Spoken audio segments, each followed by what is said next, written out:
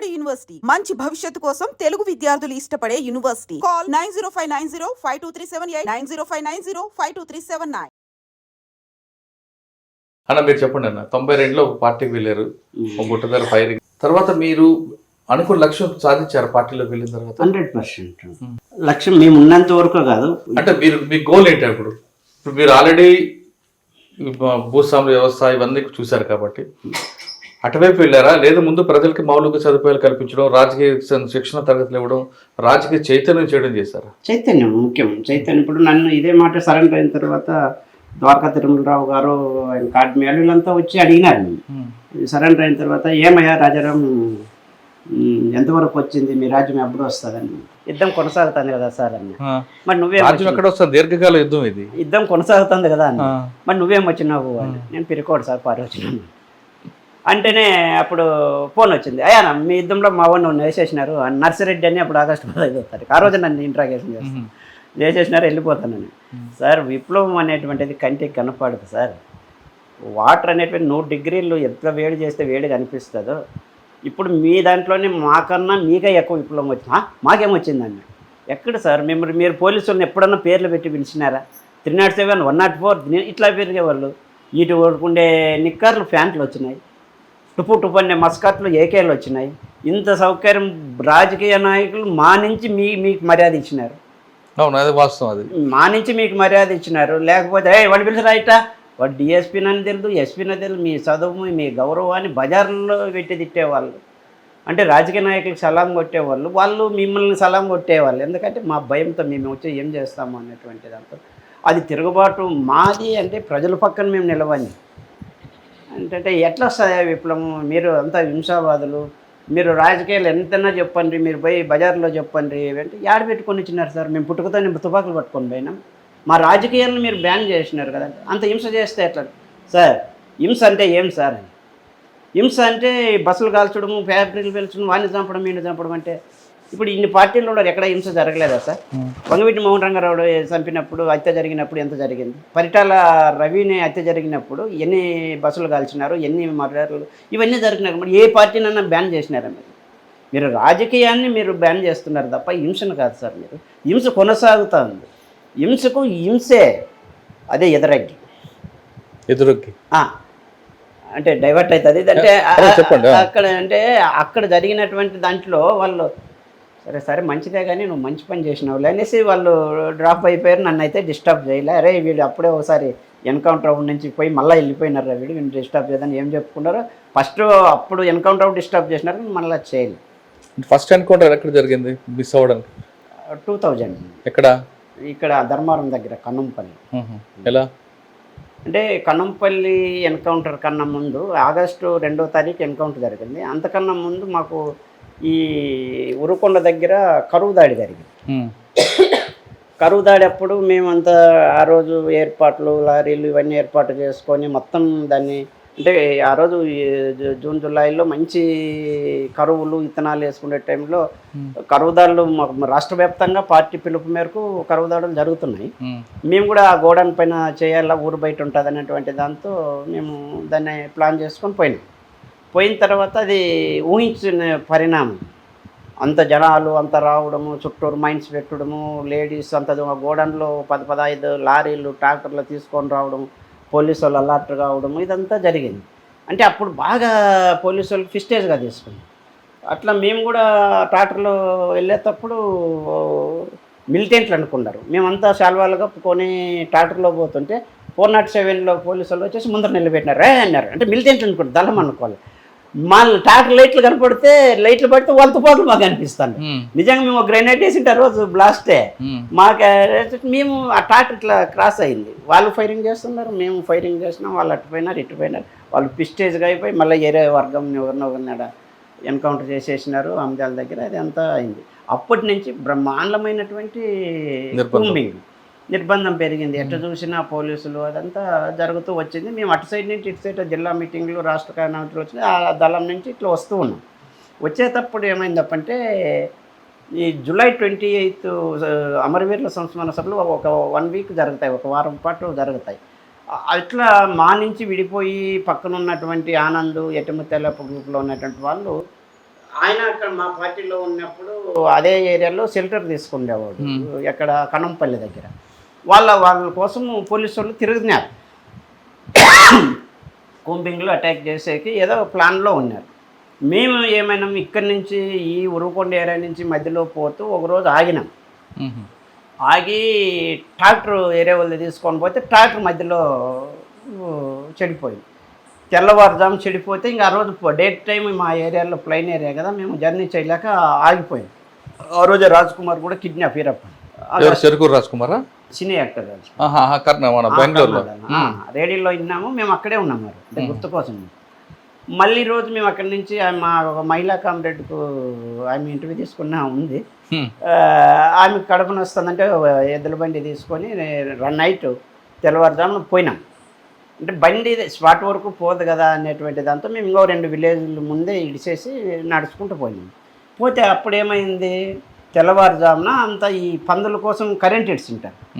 వాళ్ళకి మా వేసాదాన్ని అంతా చూసి పోలీసు వాళ్ళన్నా తిరుగుతారా, నల్లన్నా తిరుగుతారు వీళ్ళు అనేసి, అన్న జాగ్రత్త నువ్వు కరెంట్ ఇడిచినామని వాళ్ళు మాకే చెప్తుంది. అరే అట్లా కొండ అట్లా పోయే తప్పులకే ఇంక అంతలేక వేరే తెల్లగా అవుతుందని తొందరగా అక్కడ మామూలుగా మేము షెల్టర్ తీసుకునేది శారదమ్మని ఒక గోరి ఉంటుంది, ఆ ఊరికి కొండకు ఆనుకొని అక్కడికి పోవాలని పోయినాం. ఇంకా దూరంగానే మాకు మనుషులు తారాసు పడినారు. ఇట్లా మాకు పైలట్ ఏం చెప్పినారు, పైలట్ అది ఎవరు పారాడుతున్నట్లంటే అట్లా పందల కావులు వచ్చింటారు లేరా, ఇంటికి పోయింటారు కామ్రేడ్ అని కదిలినాం.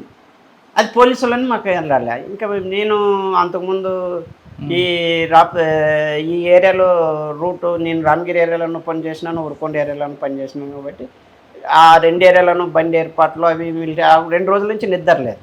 పోతే నా మల్లెచెట్టుకి అట్లా 303 రైఫుల్ అని చేసి పడుకున్నా. ఇంకొక మా మిలిటెంట్ నా పక్కనలోనే పడుకున్నాడు.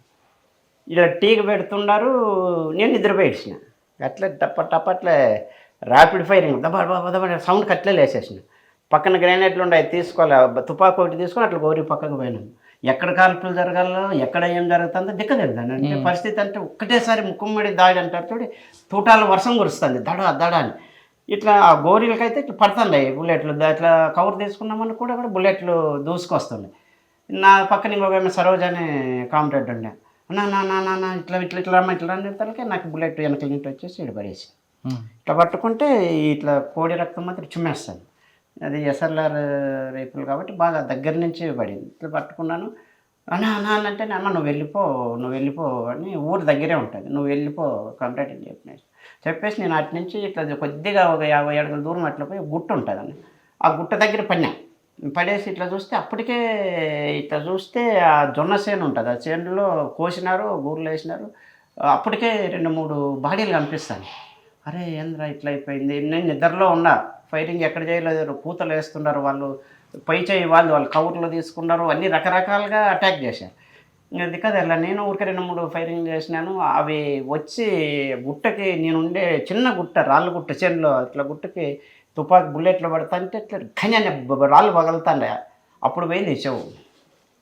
అంటే అది నాకు అప్పుడు కూడా తెలియదు అది పోయిందని. మళ్ళీ నేను హాస్పిటల్లో చూపించుకున్నప్పుడు నరం కట్టింది, ఇప్పటికీ ఆ చెవు పనిచేయదు. ఈ రక్తం అయితే ఇట్లా కారుతుంది. నేను ఎంతో మెడిసిన్ నేనే, దళం డాక్టరు, టీచర్ అన్ని సర్వం నేనే అనుకో. అప్పుడు మన దగ్గర ఏముంది, చిన్న మెడికల్ బాక్సులు పెట్టేవాళ్ళం. అంటే దాంట్లో బ్లీడింగ్ కాకుండా రివిష్ అనే ఒక ఇంజక్షన్ ఉంటుంది. అది ఒక ఇంజక్షను, యామ్స్లిన్, డైక్లోఫెనాక్, పైన్ కిల్లర్లు అవి ఇవన్నీ ఉండేటివి. ఇంకా మనం ఏం చేయాలి, ఇట్లా పట్టుకొని తీస్తే ఈ పక్క కన్నా అరిసే ఎంత పడితే అంత పోయేటట్లు ఉంది బొక్క. రక్తం ఇట్లా కారుతూ ఉంది. అప్పటిదాకా మన దగ్గర కాటన్ ఉండింది. ఆ కాటను ఒక రివిష్ ఇంజక్షన్ కొట్టి దాని మీద పోసేసి ఉండే కాటన్ అంతా దాని మీద పెట్టి, మాకు కట్చిప్పులు అంటే అప్పుడు లుంగీలు చింత కట్టుకుంటాడు, ప్యాంటు 4 జేబులు ఉంటాయి కదా మాకు, అది దాన్ని బిర్రగా కట్టేసేసి దాన్ని ప్యాంట్ అట్లా వేసుకొని ఇచ్చిన. సరే ఏమవుతుందని ఇట్లా చూస్తే కూతలు వేస్తున్నారు. ఇంక పరిస్థితి చాలా ఉంది. ఇక్కడి నుంచి కిల్లింగ్ రేంజ్ దాటాలా, ఇక్కడి నుంచి మనం విధంగా మనం ముందుకు వెళ్ళాలనేటువంటి దాంతో అనుకుంటాం.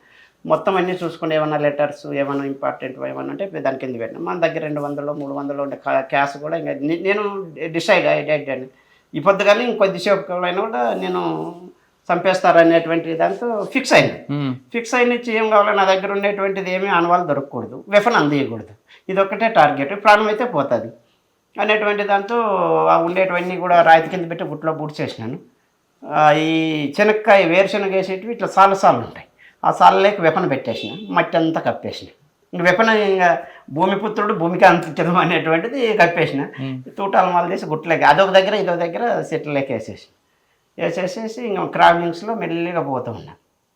అంటే క్రావిలింగ్ దొప్పుకుంటా ఇవన్నీ అవే గాయాలు.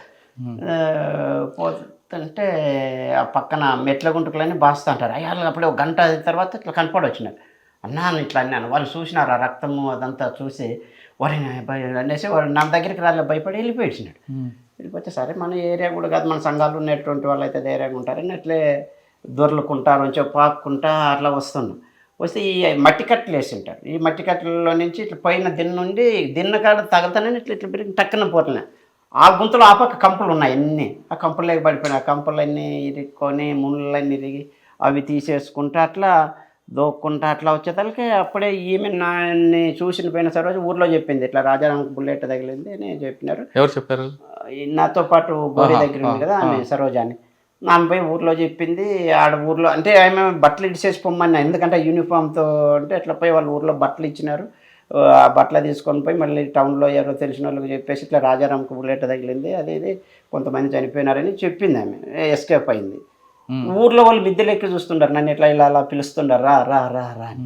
ఇంకా నేను అట్లే దొక్కుంటా పోతున్నా. నా దారేంటి నా పక్కనే, నేను గుంతల్లో ఉన్నాడు పక్కనే ఇట్లా పోలీసు వాళ్ళు కూతులు వేసుకుంటూ పోతున్నారు. నేను చూడలే, గమనించుంటే సింగిల్ షాట్ అయిపోయింది అది. వాళ్ళు చూడలే.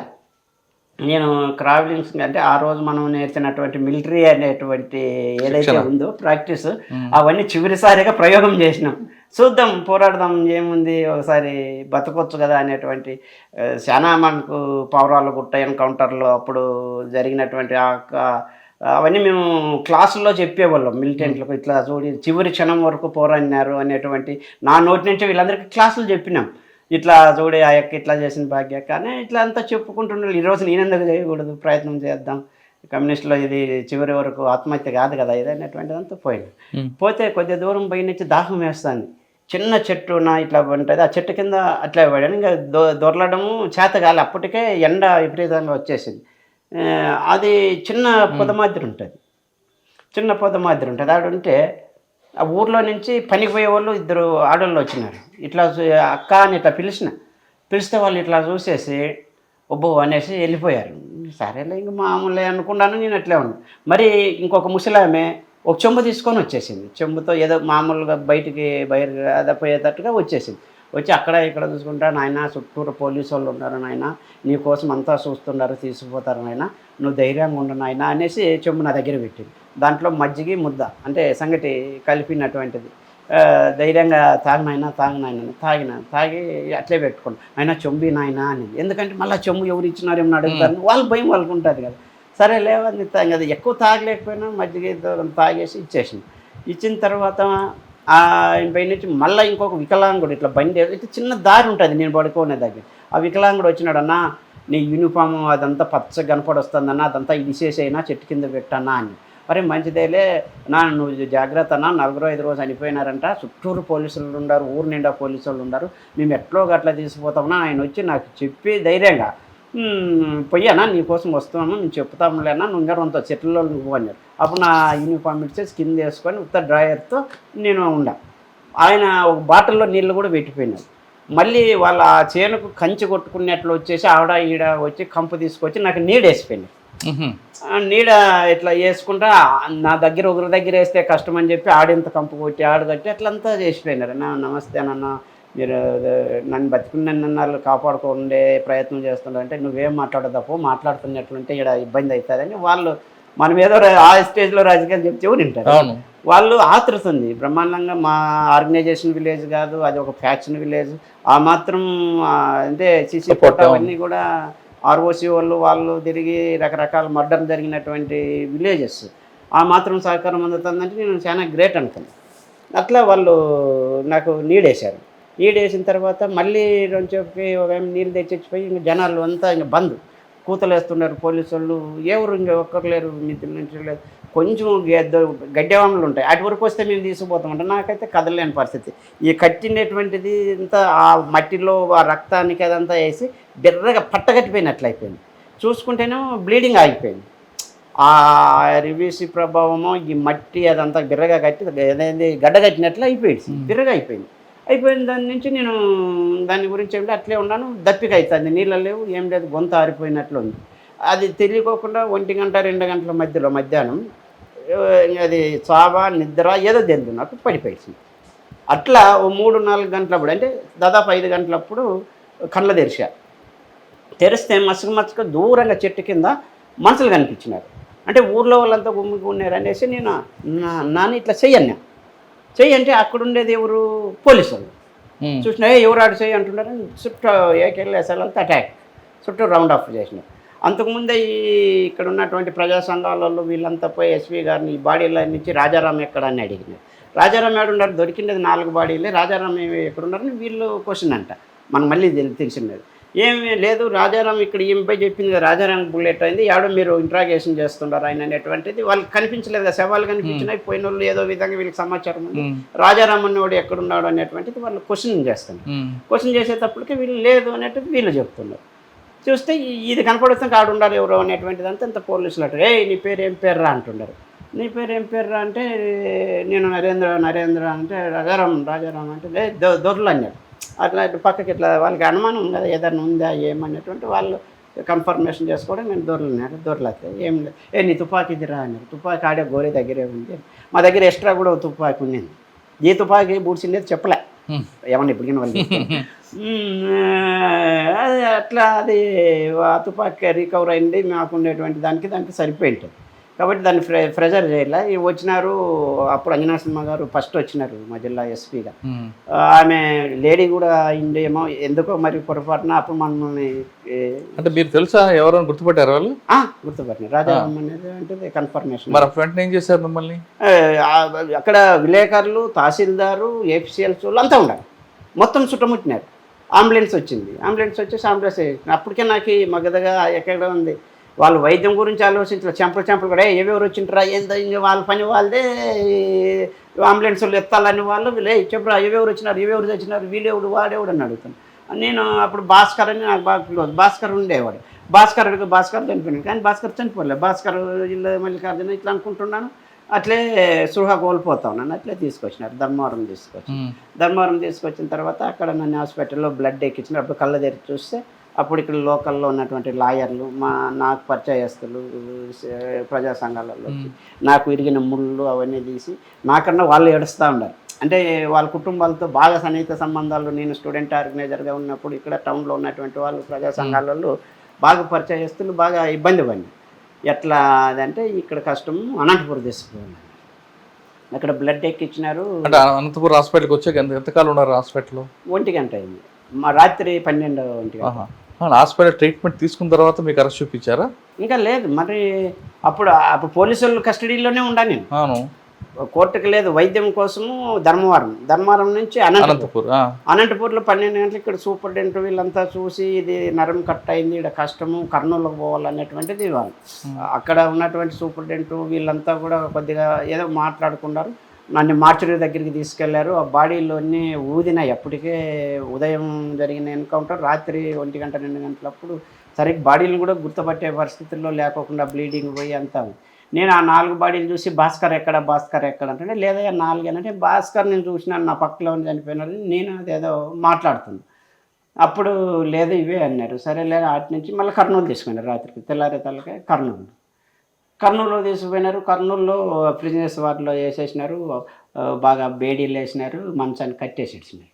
మరి నేను ఎక్కడ పోతాను అనుకుంటే వాళ్ళ బాధ వాళ్ళు. ఈ గ్రేహౌండ్స్ వాళ్ళు అక్కడికి వచ్చిన స్పెషల్ బ్రాంచ్ వాళ్ళు వచ్చేసి రాజారాం నేను నీ కులమని ఒకడు అంటారు, ఇంకొకరు వచ్చేసి నువ్వు బాగా తెలుసు, నువ్వు సిన్సియర్ అట్లా అంటారు. మామూలు ఇవన్నీ ఉంటాయంటే ఓరు డబ్బులు ఇచ్చేకొస్తారు. ఏం చేయాలి నేను డబ్బులు, నేను ఏం చేస్తాను చెప్పు, అడవిలోనే ఏం చేయకోకుండా ఈడ పేషెంట్గా మీకు నేనేం చేయాలి డబ్బులు అంటే ఏదో మా తృప్తితో పాటు. ఎన్ని రోజులు కొలుపున్నారా మీరు? 3 నెలలు. 3 నెలలు హాస్పిటల్ ఉన్నారు. తర్వాత 3 నెలల తర్వాత జైలు తర్వాత అడవి. మళ్ళీ అంటే బయటకు వచ్చిన తర్వాత మీరు మళ్ళీ వెళ్ళిపోయారు లోపలికి? వెళ్ళిపోయాను. మరి పోలీస్ అబ్జర్వేషన్ లేదా అప్పుడు? అంత జరిగింది, ఎంత చాలా జరిగింది కదా. జైలు నుంచి బయటకు వచ్చారు. ముషీరాబాద్ జైలు? ఇంకా అది ఇక్కడ అనంతపురం రెడ్డిపల్లి. ఆహా. అంటే ఆ కర్నూలు హాస్పిటల్లో వైద్యం అదంతా వికసించి మళ్ళీ ఉస్మానియాకి తీసుకెళ్ళారు. అంటే ప్రిజనర్స్ వార్డులో ఉన్నప్పుడు నేను ఒక 4-5 రోజుల తర్వాత అక్కడ ఉన్న పోలీసు వాళ్ళు అంతా బాగా అయినారు. నాకు ఎప్పుడైతే ఇది ఆపరేషన్ చేయకుండా నిర్లక్ష్యం చేస్తున్నా నేను బాగా అవుతుందిలే అని డాక్టర్లు అంతా చెప్పి బాత్రూమ్కి పోవడం ఇట్లా దొగ్గడం, అది రావడం, రక్తం పైకి చుమ్మడం, ఆ రక్తం అంతా బండ్ల మీద పోవడం, అదంతా చూసి ఇంక నేను ఎదురా అనుకోవడం, మళ్ళీ అక్కడ సిస్టర్స్ ఐస్ గట్ల తెచ్చి కట్టగట్టి బిరగా రావడము, ఆ డాక్టర్లు వచ్చేసి ఇంకేం కాదులే అంత వేస్టేజ్ అంతా పోయింది ఆపరేషన్ చేస్తామనడం, నేను ధైర్యంగా ఉండడం, మళ్ళీ నా పొద్దు దొగ్గడం, మళ్ళీ రావడం, ఆ డాక్టర్ పోలీసు వాళ్ళు మేము రక్తం ఇస్తామని పాపం కానిస్టేబుల్స్ అంతకుముందు వాళ్ళ పంచాయతీలు వాళ్ళంతా చెప్పుకున్న వాళ్ళు మనతో బాగా చూసుకున్నటువంటి వాళ్ళు. అంటే ఆ విధంగా ఉస్మానియాకు ట్రీట్మెంట్ తీసుకున్నారు. ఉస్మానియా ఆపరేషన్ అయింది. ఉస్మానియా తర్వాత జైలు పంపించారు, అంతేనా? ఆ జైలు పంపిన బయటకు వస్తారు కదా, బయటకు వచ్చాక మళ్ళీ ఇంటికి రాకుండా మళ్ళీ అడవులోకి ఎందుకు వెళ్ళారు? ఇంటికి వచ్చేదాకా అప్పుడు దళాలంతా ఏదో మీటింగ్లకు వెళ్ళిపోయినాయి.